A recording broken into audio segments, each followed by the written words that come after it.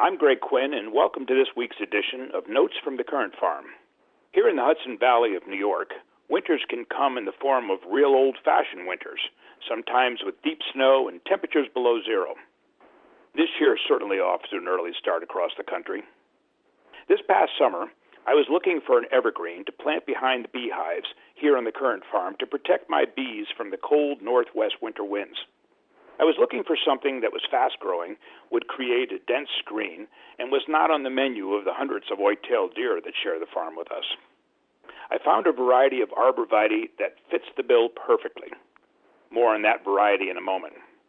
The name arborvitae comes from the Latin arbor, meaning tree, and vitae, meaning life, the tree of life.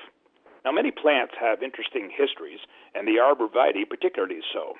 The story actually goes back to 1535. There was a French mariner, Jacques Cartier.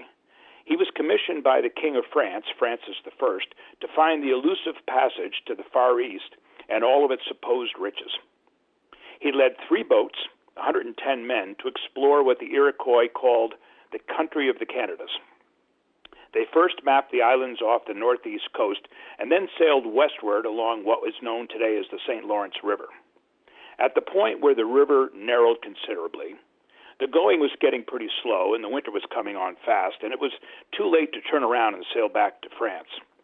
So they built a small fort in the shadow of a 3-peaked mountain. Actually, it wasn't so much of a mountain as much as it was a big hill, but the keepers of ship's logs and journals back in those days sometimes exaggerated to make the voyages seem even grander and the trouble seem even greater. Cartier named this hill Mont Royal, which is French for Royal Mountain, what we English speakers today called Montreal. Now, Cartier and his men had spent the exceptionally hard winter in this meager, ramshackle fort, subsisting on whatever game they could catch in the 4-foot-deep snow, salted fish they had brought from France, and a rough bread made from cattail root flour. According to his journal, the ice on the river was over a fathom, which is close to 6 feet thick. The clothing and footwear was, shall we say, not really up to the task. The winds ripping through the cracks of the hastily built log cabins and relentless bitter cold, and the meager rations all made for a miserable group of men. And if that wasn't bad enough, scurvy broke out among the troops because, of course, their diet was completely devoid of any fruits or vegetables containing vitamin C. In a short period of time, at least 25 of the men had died, and they began stacking the bodies up like cordwood until they could bury them in the spring, that is, if anyone was left to do the burying. It looked like the entire company might be lost when a small band of natives from a nearby Huron tribe came to see what this wretched group of geographical misfits had gotten themselves into.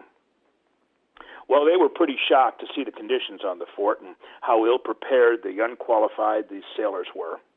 One of the Hurons saw the sickly men huddled around the fire with bulging eyes, dried skin, and bleeding gums, and he recognized the ailment immediately. He went out into the surrounding woods and brought back an armful of evergreen boughs. He set about making a tea for the men from the green needles. He communicated, in his Algonquin language, that this tree was called aneda. The vitamin C contained in the needles had an almost immediate restorative effect on the survivors. The remaining men survived the rest of the winter, and Cartier named the life-saving plant arborvitae, the tree of life. Back home here on the farm, the variety of arborvitae I found to protect my bees this winter is a new cultivar called green giant. It can grow 3 to 5 feet a year, reach heights of up to 20 to 30 feet. It makes a great fast-growing year-round screen, and the deer don't like it.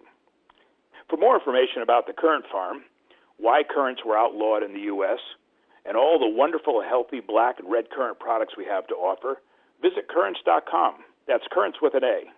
I'm Greg Quinn, and cheers from the Currant Farm. Again, to reach Greg Quinn, go to his website, currants.com, currants.com. I'm Mike Bennett, and you're listening to America Weekend